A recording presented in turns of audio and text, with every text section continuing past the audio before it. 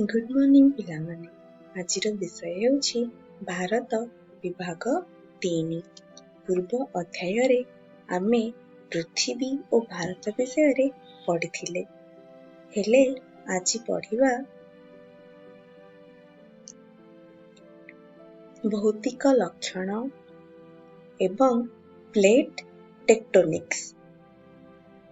चलंतु ताहा हेले भौतिक लक्षण कौन जानिबा। भारतर विभिन्न भागरे भिन्न भिन्न प्रकार भूरूप देखा जाइथाए, यथा पर्वत, मालभूमि, समतल भूमि, मरुभूमि एवं द्वीपपुंज इत्यादि। ए समस्त भूमिरूप केवल अवक्षय और अवक्षेपण प्रक्रिया द्वारा संभव होई नाही। केतेक भूरूप और भू अभ्यंतरे आलोडन हेबा द्वारा सृष्टि होइअछि। पिलामाने भूरूप विषय अध्ययन करुथिबा विज्ञान को भूविज्ञान बा जियोलॉजी कुहा जाइथाए एवं एथिरे संपृक्त वैज्ञानिक माननकु भूविज्ञानी बा जियोलॉजिस्ट बोली कुहा जाए।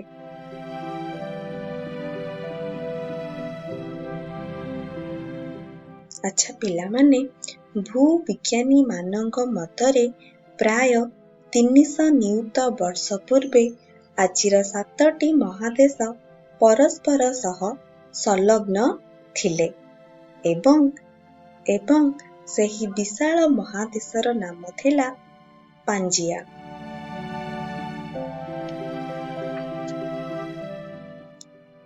एहार उत्तरांशकु लरेसिया बा आंगारा लैंड एवं दक्षिण भागकु गंडवाना लैंड बोली कुहा जाउथिला।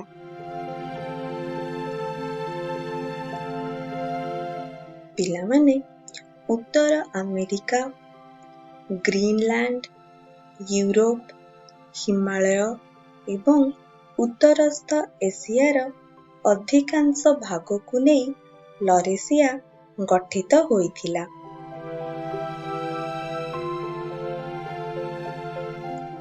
दक्षिण अमेरिका, आफ्रिका, मालागासी, आरब एवं उपद्वीपीय भारत, ऑस्ट्रेलिया और अंटार्कटिका को नहीं गंडवाना लैंड गठित होइथिला।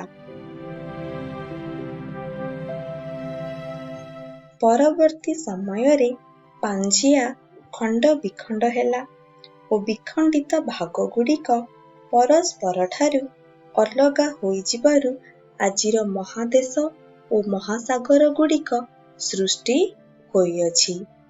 एहाकु महादेशीय संचलनवाद बा कॉन्टिनेंटल ड्रिफ्ट थियोरी बोली कुहा जाए।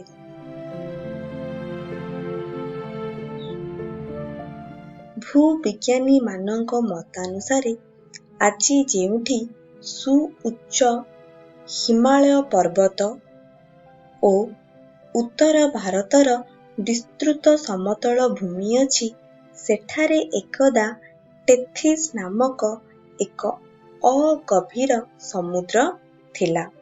समुद्रर उत्तରରେ से समयरे लरेसिया और दक्षिणरे गंडवाना नामक भूखंड थिला।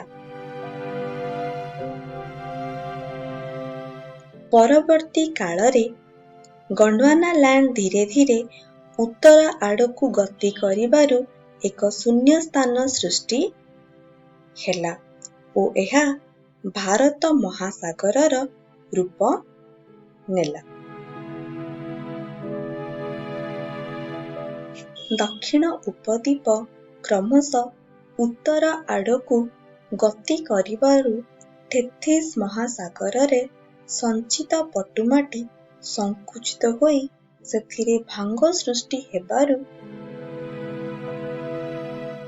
आजिर हिमालय पर्वतमाला सृष्टि ହୋଇଛି। ପିଲାମାନେ ଭିଡିଓଟିକୁ ଦେଖ। ଭିଡିଓଟିରେ ସ୍ପଷ୍ଟ ରୂପରେ ଦର୍ଶାଯାଇଛି କିପରି ହିମାଳୟ ପର୍ବତମାଳା ସୃଷ୍ଟି ହୋଇଅଛି। ତେଣୁ ହିମାଳୟ ପର୍ବତମାଳାକୁ ତରୁଣ ଭଙ୍ଗିଳ ପର୍ବତମାଳା କୁହାଯାଇଥାଏ। ଏହି ପ୍ରକ୍ରିୟା ଲକ୍ଷ ଲକ୍ଷ ବର୍ଷ ଧରି ଚାଲିବାରୁ ଓ ଏବେ ବି ଅବ୍ୟାହତ ଥିବାରୁ ହିମାଳୟ ପର୍ବତ ଶ୍ରେଣୀ ଅଧିକରୁ ଅଧିକ ଉଚ୍ଚ ହେଉଅଛି। ପିଲାମାନେ, ଆମେ ତ ଭାରତର ଭୌତିକ ଲକ୍ଷଣ ବିଷୟରେ ପଢ଼ିଲେ। ଏବେ ଚାଲନ୍ତୁ ପଢ଼ିବା ପ୍ଲେଟ୍ ଟେକ୍ଟୋନିକ୍ସ। ମହାଦେଶୀୟ ସଞ୍ଚଳନବାଦ ମହାଦେଶୀୟ ଭୂଖଣ୍ଡ ଗୁଡ଼ିକର ମନ୍ଥର ଗତି ଯୋଗୁଁ ହିଁ ସମ୍ଭବ ହୋଇଛି। ମାତ୍ର ଏତେ ବିଶାଳ ଭୂଖଣ୍ଡ ଗୁଡ଼ିକର ସଞ୍ଚଳନ ପାଇଁ ଆବଶ୍ୟକ ବଳ ଆସିଲା କେଉଁଠୁ? ପ୍ଲେଟ୍ ଟେକ୍ଟୋନିକ୍ସ ଦ୍ୱାରା ଏହା ସମ୍ଭବ ହୋଇଛି ବୋଲି ବୈଜ୍ଞାନିକମାନଙ୍କର ଉଦ୍ବୋଧ ହୋଇଛି। ହେଲେ ପିଲାମାନେ, ଆସନ୍ତୁ ଜାଣିବା ପ୍ଲେଟ୍ ଟେକ୍ଟୋନିକ୍ସ କ'ଣ? ପୃଥିବୀର ଅଭ୍ୟନ୍ତରରେ ଥିବା ତାପ ଏହି ପ୍ଲେଟ୍ ଗୁଡ଼ିକର ଗତି ପାଇଁ ଦାୟୀ। ଭୂ ଅଭ୍ୟନ୍ତରରେ ଆଣବିକ ଅବକ୍ଷୟ ବା ରେଡିଓ ଆକ୍ଟିଭ୍ ଡିକେ ଦ୍ୱାରା ସୃଷ୍ଟି ହେଉଥିବା ତାପ ବାହାରକୁ ଆସିପାରେ ନାହିଁ, କାରଣ ଶିଳା ଗୁଡ଼ିକ ତାପ କୂପରେ ବାହୀ। ତେଣୁ ଏହି ତାପ ଶିଳାକୁ ତରଳାଇ ଦିଏ ଏବଂ ପରିଚଳନ ପ୍ରକ୍ରିୟା ସୃଷ୍ଟି କରେ।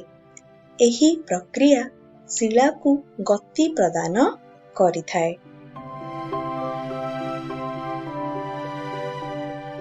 ପିଲାମାନେ, ଭିଡିଓଟିକୁ ଦେଖି ତୁମେମାନେ ଅତି ସହଜରେ ବୁଝି ପାରିଥିବ। ପ୍ଲେଟ୍ ସଞ୍ଚଳନ ମତବାଦ ଅନୁସାରେ ଭୂତ୍ୱକ 7ଟି ବୃହତ୍ ଓ 20ଟି କ୍ଷୁଦ୍ର ପ୍ଲେଟରେ ବିଭାଜିତ ହୋଇଅଛି।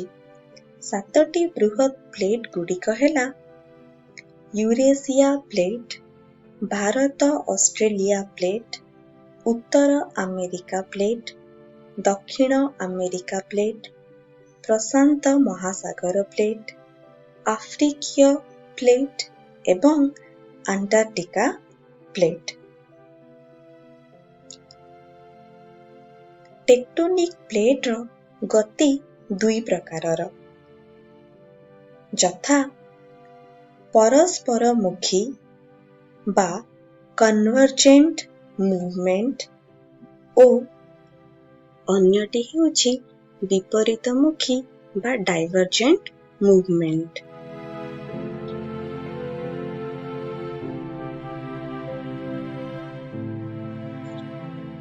ପରସ୍ପରମୁଖୀ ଗତି ଯୋଗୁଁ ପ୍ଲେଟ୍ ଭିନ୍ନ ଦିଗକୁ ପରସ୍ପରର ନିକଟବର୍ତ୍ତୀ ହୁଅନ୍ତି, ଫଳରେ ଦୁହିଁଙ୍କ ମଧ୍ୟରେ ଧକ୍କା କିମ୍ବା ଗୋଟିଏ ଅନ୍ୟ ଉପରେ କିମ୍ବା ତଳେ ଚାଲି ଯାଇଥାଏ।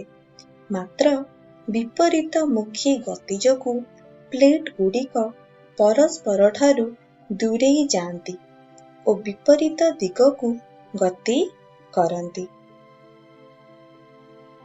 ଏହି ଦୁଇ ପ୍ରକାରର ଗତି ପ୍ରାୟ ଏକ ସମୟରେ ହିଁ ହେଉଥାଏ। ମାତ୍ର ବିପରୀତମୁଖୀ ପ୍ଲେଟ୍ ଗୁଡ଼ିକ ପରସ୍ପରକୁ ସ୍ପର୍ଶ ନକରି ଦୂରେଇ ଯାଇ ପାରିଥାନ୍ତି।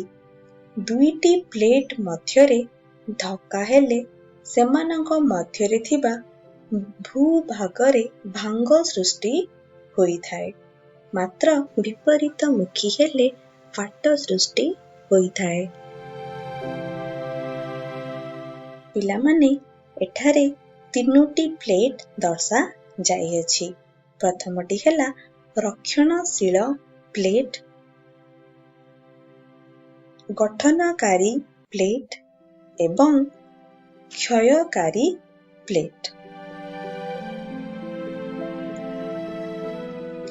ପିଲାମାନେ ଆଜି ଏହି ବିଷୟରେ ଆମେ ଜାଣିଲେ ଭୌତିକ ଲକ୍ଷଣ କ'ଣ ଏବଂ ପ୍ଲେଟ୍ ଟେକ୍ଟୋନିକ୍ସ କ'ଣ ଏବଂ କେତେ ପ୍ରକାରର।